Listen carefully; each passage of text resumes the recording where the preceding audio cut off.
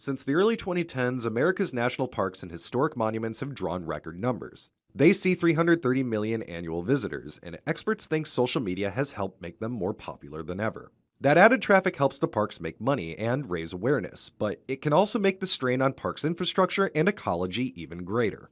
Social media drives a lot of traffic to less traveled areas through geotagging, or attaching metadata to a post which can show users exactly where a photo was taken and the path to get there. Experts think as more people find out of the way spots and travel to them, the wilderness and wildlife nearby will deal with the increased wear and tear of foot traffic. Those posts can cause huge influxes of visitors nearly overnight. One swimming area in Virginia's George Washington and Jefferson National Forests sees 400 daily visitors now that it's been posted to Instagram, up from 10 or 20 people a day. Horseshoe Bend near Grand Canyon National Park has seen annual visitors climb since Instagram was invented, from 100,000 in 2010 to 2 million in 2019. According to Dana Watts, executive director for the Leave No Trace Center for Outdoor Ethics, it's putting serious stress on some parts of the park. It was an area that wasn't heavily visited, and more people were finding it because of location tagging and getting there, and they just didn't have the infrastructure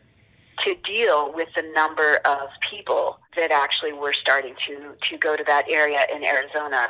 The land managers around that area are taking notice, and they are now having to scramble to get that infrastructure in place. Some experts say parks will need a lot more money to really address the social media influx. The National Park Service reportedly has a nearly $12 billion 8-year maintenance backlog.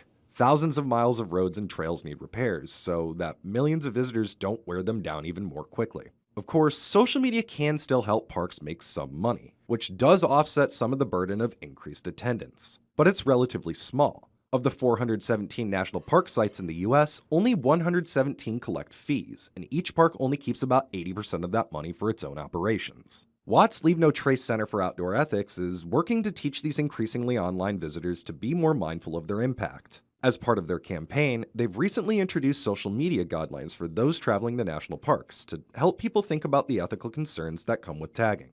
Influencers can they can play a very important role, and again, not in shaming, but in kind of taking that high road and talking very positively about Leave No Trace. There's so many versions of how people practice Leave No Trace. Rarely is there a right and wrong. That's why it's an ethic. It's an outdoor ethic.